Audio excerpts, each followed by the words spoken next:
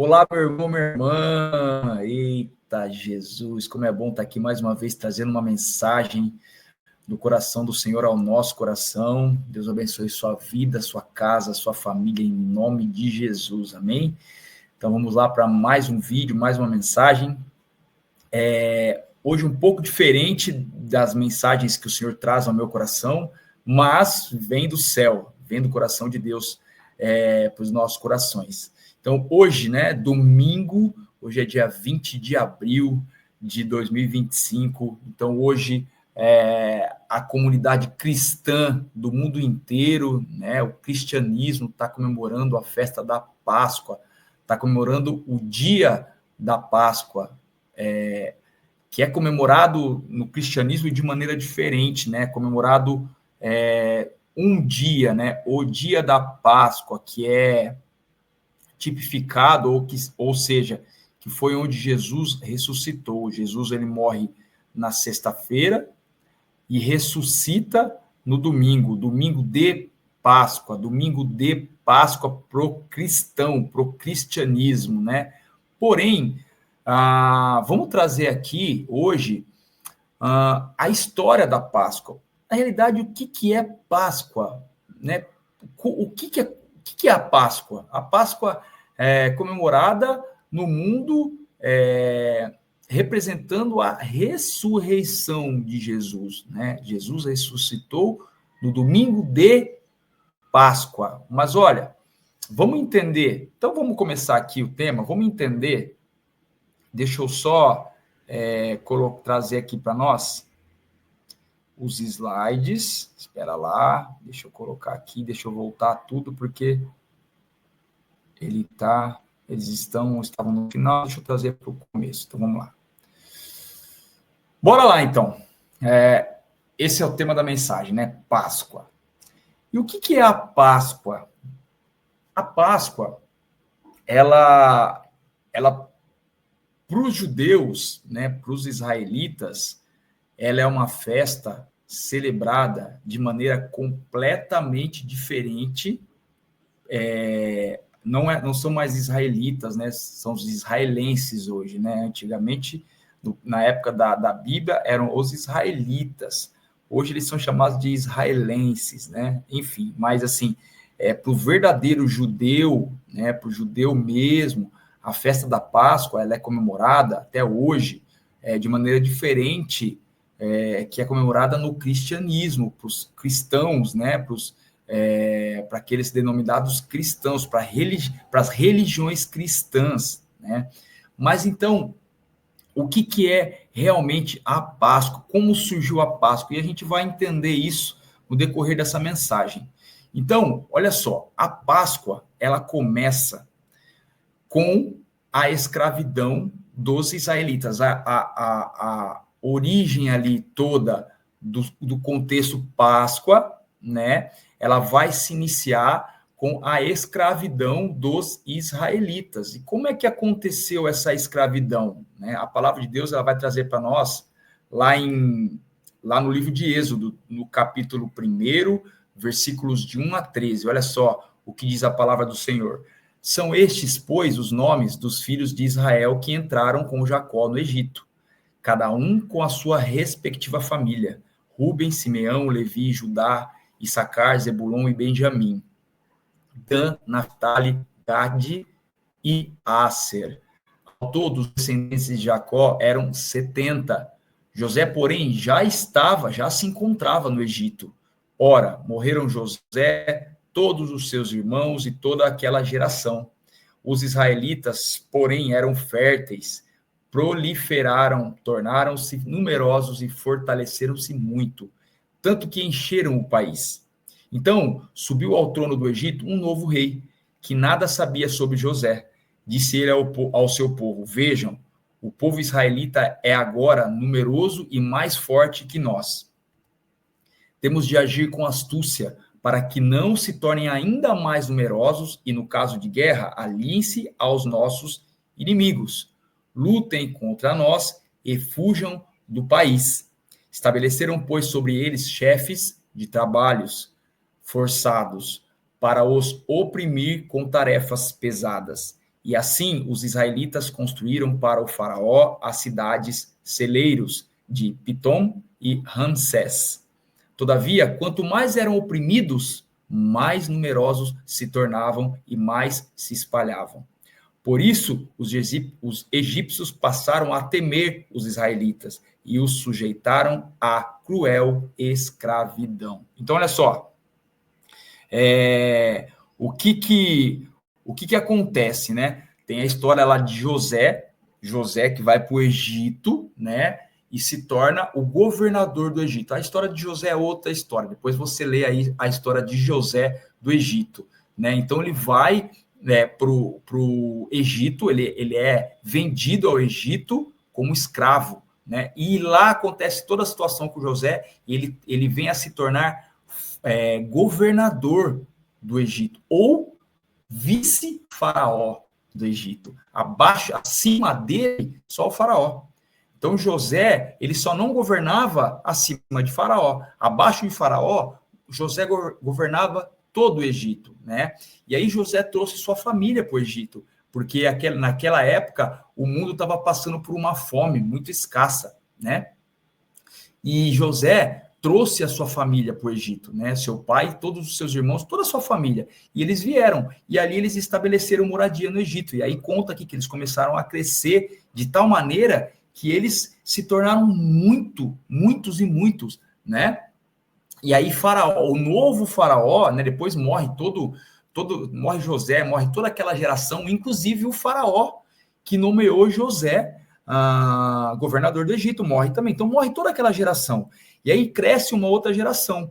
E essa geração que cresce, o próximo faraó, ele não conhece sobre José, a história de José, tudo que aconteceu, né? O quão o antigo faraó amava José.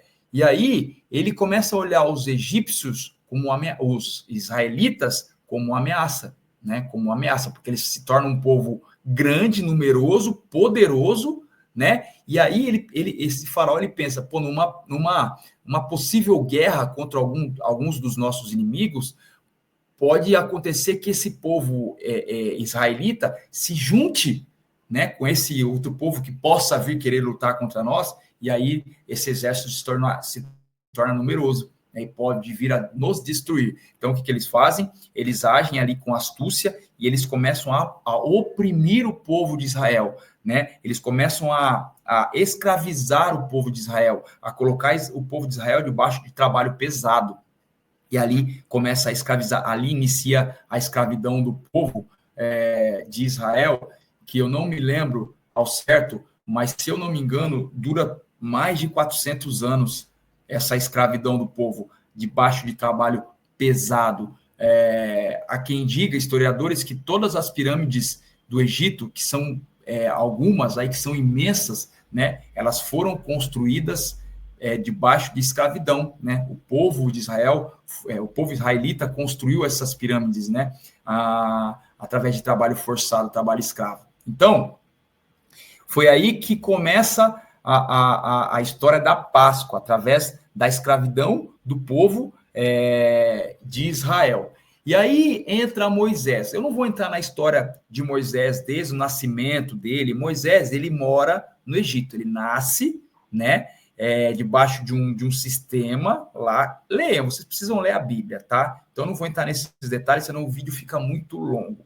Mas Moisés, ele nasce no Egito, ele é criado pela filha de Faraó, ele é criado no palácio de Faraó até os seus 40 anos. Então, aos 40 anos, José se rebela, né? Mata um soldado egípcio que está açoitando um hebreu, um israelita ali. José toma aquela dor daquele israelita ali para ele, né? Ele vai lá, ele mata esse soldado egípcio, ele esconde, né? Ele enterra esse soldado egípcio debaixo da areia, porém José é visto, né?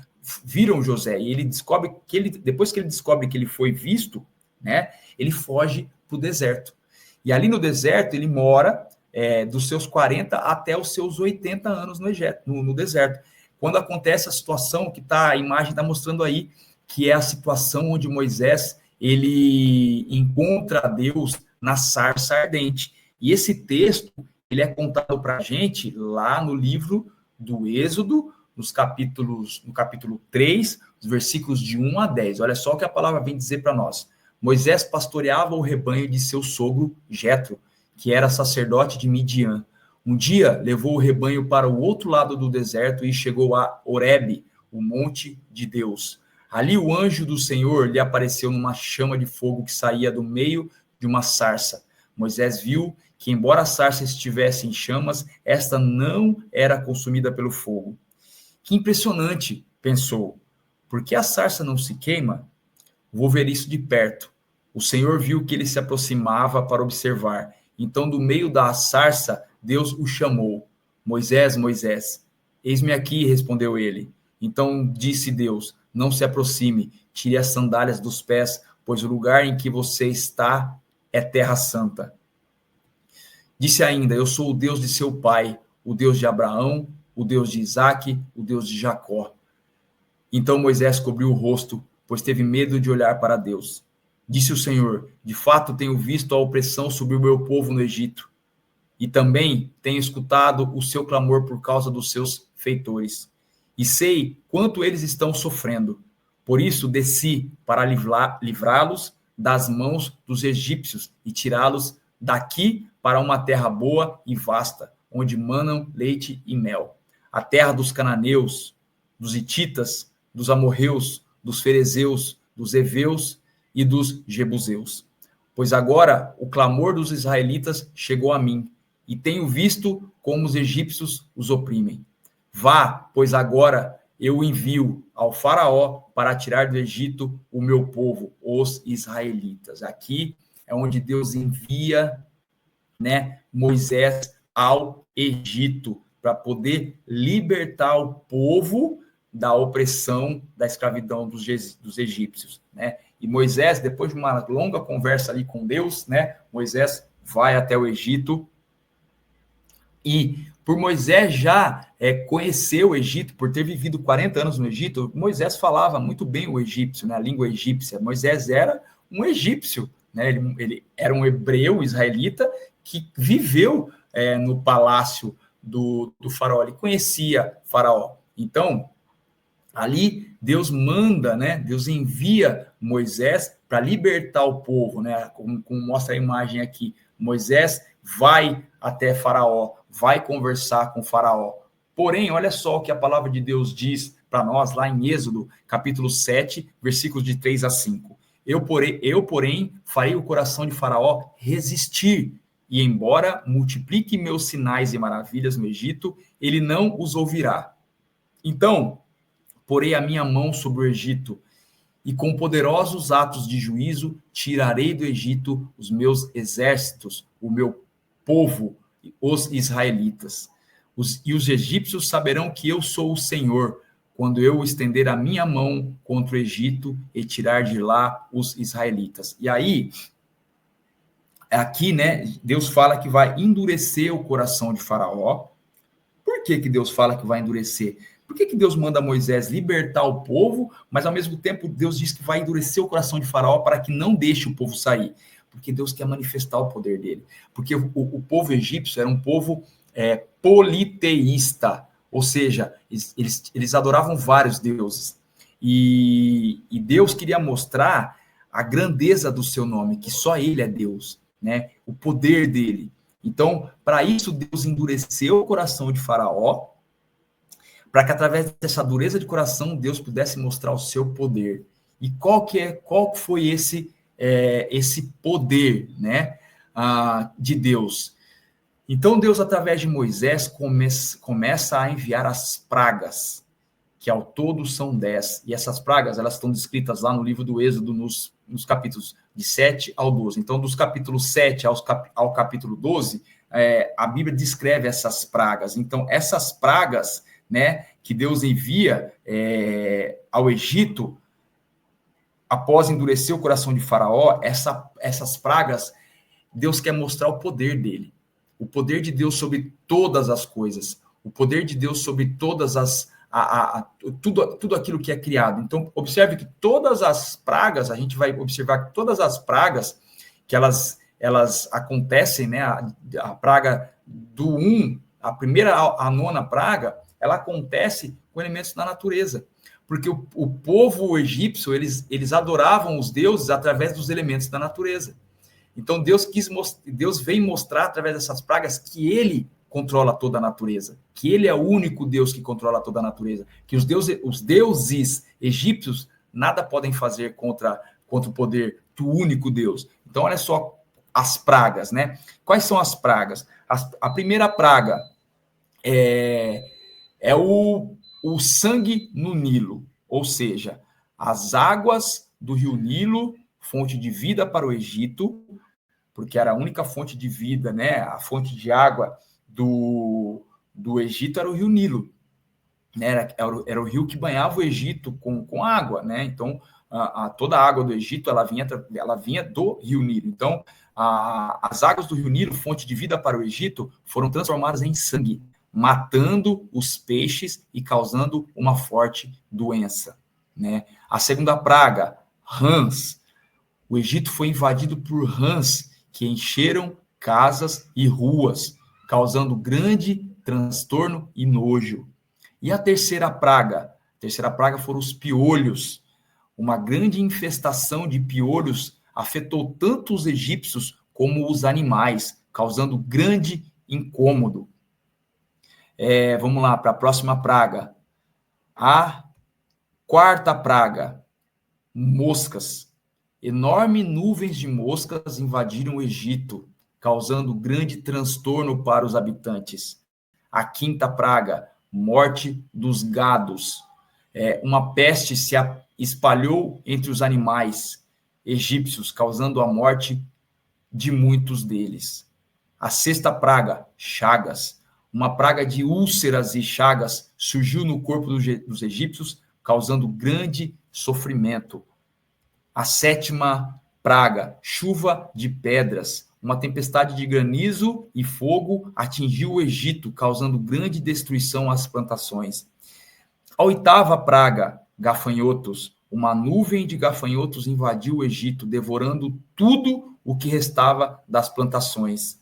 A nona praga, uma escuridão total e densa cobriu o Egito por 3 dias, impedindo a visão e o movimento. Então, essas foram as pragas, as 9 pragas do Egito, mas aconteceram 10 pragas. E a 10ª praga é a mais importante para nós continuarmos a entender o que é a Páscoa. Vamos falar dessa 10ª praga agora. Qual que era a 10ª praga do Egito? Então, vamos entender.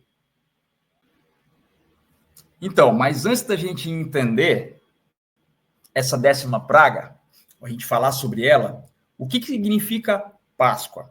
Então, vamos lá. A palavra Páscoa, tá? No hebraico, ela é traduzida por Pessar, ou seja, Páscoa no hebraico é Pessar, tá? E Pessar significa passagem. Então, passagem, Pessar, Páscoa. Então, traduziu, né? Pessar, e veio traduzido, veio nas traduções, e se tornou para nós Páscoa. Mas ela significa passagem. Então, o que é isso, né? Aí entra a 10ª praga. Qual que é a 10ª praga, né? No Egito, que foi trabalhando ali no coração de Faraó, até o ponto para que chegasse até o ponto de Faraó libertar o povo. Então, a 10ª praga foi a morte dos primogênitos, ou seja, a 10ª e última praga foi a morte de todos os primogênitos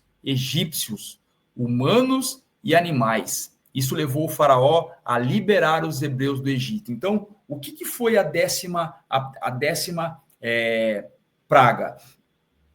Deus disse a Moisés que matasse um cordeiro de 1 ano, um cordeiro puro, né? Um cordeiro sem defeitos, matasse esse cordeiro, pegasse o sangue desse cordeiro e passasse nos umbrais da porta, ou seja, em cima da porta, nos umbrais, porque naquela noite o anjo da morte passaria pelo Egito e toda a porta que não tivesse o sangue passado nos umbrais, o anjo entraria e mataria o primeiro filho homem de cada família egípcia, tanto dos humanos quanto dos animais.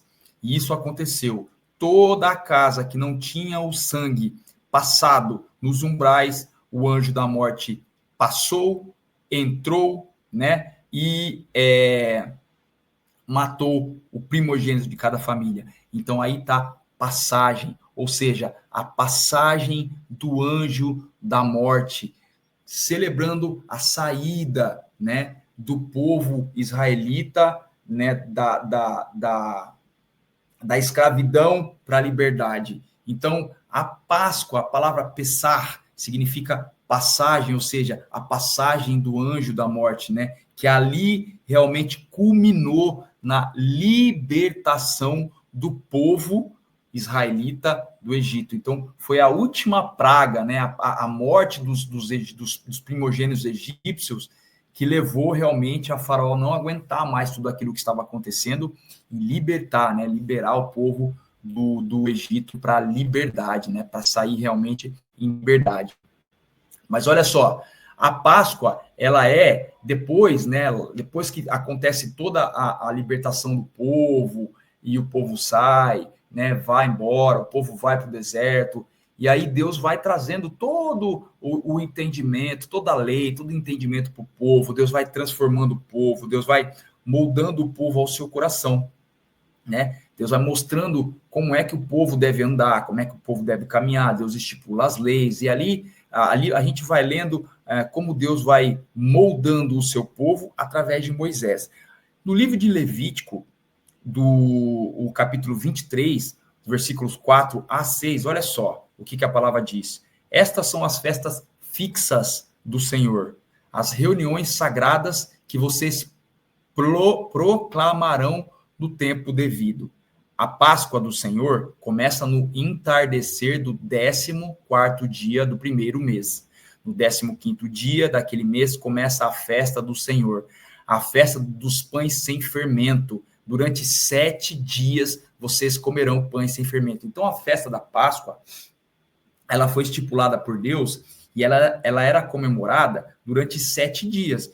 Então eram 7 dias comemorando a Páscoa, comemorando essa saída do povo, a passagem do anjo da morte e a consequente saída do povo, a libertação do povo israelita do Egito. Então eram 7 dias de comemorações onde Deus ensinou o povo como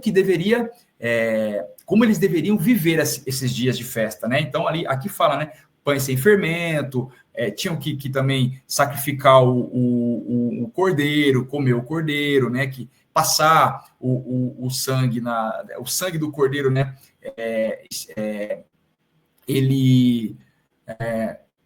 Como é que a palavra me fugiu agora? Tipifica, né? Realmente a libertação, né? A liberdade, a carne, o sangue, né? Enfim,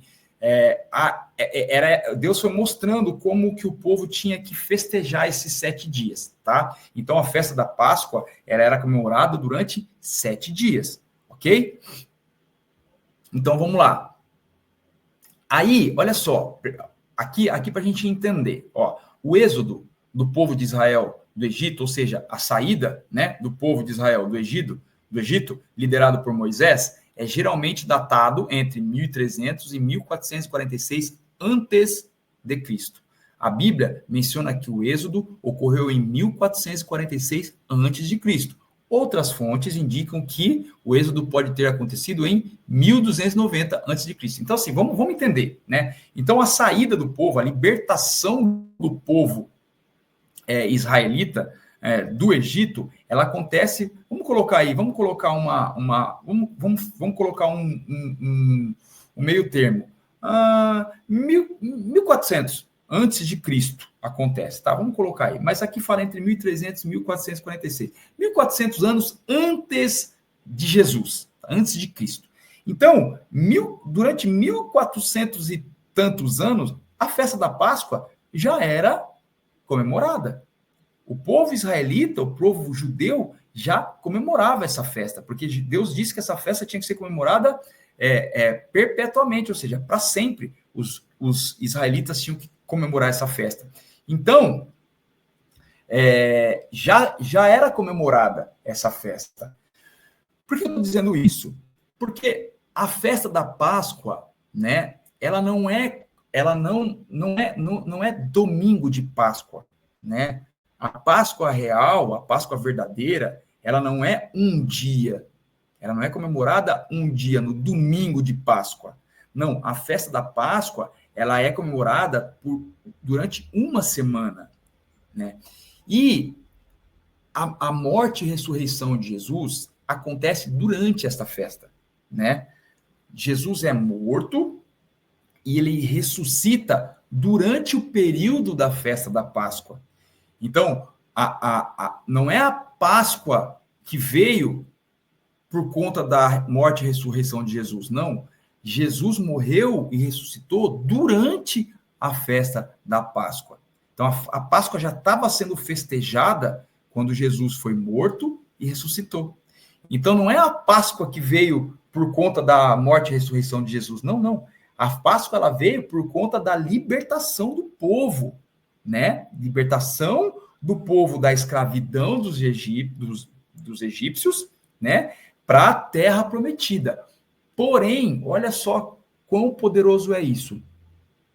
Teve que um cordeiro ser sacrificado e o sangue dele passado, né, no umbral, para que acontecesse a libertação da escravidão.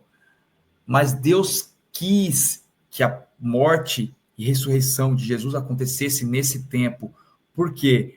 Porque ali a morte, né, o sangue de Jesus, o sacrifício de Jesus, porque Jesus era o Cordeiro de Deus que tira o pecado do mundo. Ou melhor, Jesus é o Cordeiro de Deus perfeito, ao qual o sangue dele liberta o mundo do pecado, liberta todo aquele que nele crê da escravidão do pecado. Aqui a gente traz a tipificação do povo, o povo de Deus, que somos nós, que estamos presos, escravos ao pecado, né? Como o povo de Israel estava preso, escravo ao Egito. E aí veio o Cordeiro de Deus, né? O último sacrifício, o sacrifício perfeito. Durante a festa da Páscoa, Deus aprove ao coração de Deus que acontecesse o último sacrifício, o sacrifício perfeito, para que todos aqueles que nele crê, né, sejam libertos do pecado e sejam conduzidos através de Jesus à terra prometida, a promessa de Deus, que é a eternidade no céu. Então, olha como que é maravilhoso isso, né? Deus aprove ao coração de Deus que o seu filho, né, o Cordeiro, o sacrifício perfeito acontecesse na festa da Páscoa, onde realmente era festejada, né, a libertação do povo. E aconteceu que a libertação, que o sacrifício perfeito, que a libertação do povo da escravidão do pecado, ela acontecesse. E todo aquele que crê que o sangue de Jesus, ele salva, que o anjo da morte, ele passa. O anjo da morte, a morte, o que é a morte? É o afastamento de Deus, né? Para que aqueles que não creem, aqueles que não têm o sangue de Jesus como Salvador, né? Aqueles que não creiam, o anjo da morte passa nessa vida. E essa vida, se realmente ficar nessa incredulidade, ela vai morrer, né? Ele vai realmente viver a morte, que é o afastamento de Deus, e a morte eterna. Então, todo aquele que tem o sangue de Jesus, né, passado no umbral do seu coração, aquele que crê no sacrifício perfeito, porque Jesus diz que todo aquele que não bebe meu sangue e não come minha carne, não é digno de mim. Então, que a gente possa comer, né, a gente possa se alimentar do sangue de Jesus e da carne de Jesus, que ressuscitou, né, que vive, que durante a festa da Páscoa ele foi o sacrifício perfeito, né? E hoje ele é vivo. E todo aquele que crê que ele é o Filho de Deus, esse é salvo, esse é liberto do pecado. Todo aquele que realmente bebe o sangue, come a carne, ou seja, se entrega ao Senhor, crê que Jesus é o Filho de Deus, crê que Jesus é o Cordeiro perfeito, o sacrifício perfeito, que o sangue dele liberta. Todo aquele que nele crê, nessa obra divina, nessa obra perfeita do Senhor, todo esse é salvo, todo esse é liberto da escravidão do pecado, e todo aquele que crê tem a promessa da vida eterna, tem a promessa da Canaã perfeita, da terra onde mana leite e mel, que não haverá tristeza, não haverá choro, não haverá ranger de dentes, não haverá dor, não haverá doença, haverão só o povo de Deus, onde Deus será o seu povo, onde Deus será ele será o Deus do seu povo, né? Haverá apenas um Deus. Então a promessa da vida eterna, a promessa da eternidade, a promessa da nova Canaã, da nova Jerusalém, onde todos aqueles que creem, onde todos aqueles que foram salvos, realmente foram libertos e viveram uma vida de obediência ao Senhor, vão herdar esse céu, né? Seremos cordeiros com Cristo. Então, essa é a verdadeira Páscoa, né? Realmente, veio a morte e a ressurreição, mas a gente entender o real sentido, por que Deus já estipulou essa festa, como aconteceu, por que aconteceu, até culminar, né? Até chegar ao momento em que o sacrifício perfeito, ele foi feito uma última vez. Então, realmente é maravilhoso, né? A gente poder festejar hoje essa Páscoa e adorar o único Deus, adorar aquele ao único, tá? Pessoal, meu irmão, minha irmã, só Jesus morreu por você. Não teve outra pessoa que morreu. Não tem outra pessoa a qual você deve levantar as suas orações. Não existe. Não existe outra pessoa ou outras pessoas ao qual você deve elevar as suas orações. O único que morreu por você, que pagou o preço que era para você pagar, para mim pagar, foi Jesus, mais ninguém. Então a gente deve adorar a Ele, ao único digno de toda a honra e toda a adoração, toda a glória e todo o louvor. Amém? Feliz Páscoa para você, que você possa entender no teu coração o real significado da Páscoa e realmente festejar adorando o único que é digno de festa, de louvor, de adoração. Jesus Cristo, o Cordeiro perfeito. Amém? Deus abençoe o teu dia, Deus abençoe aí a tua Páscoa, em nome de Jesus. Beijo no seu coração. Tchau, tchau.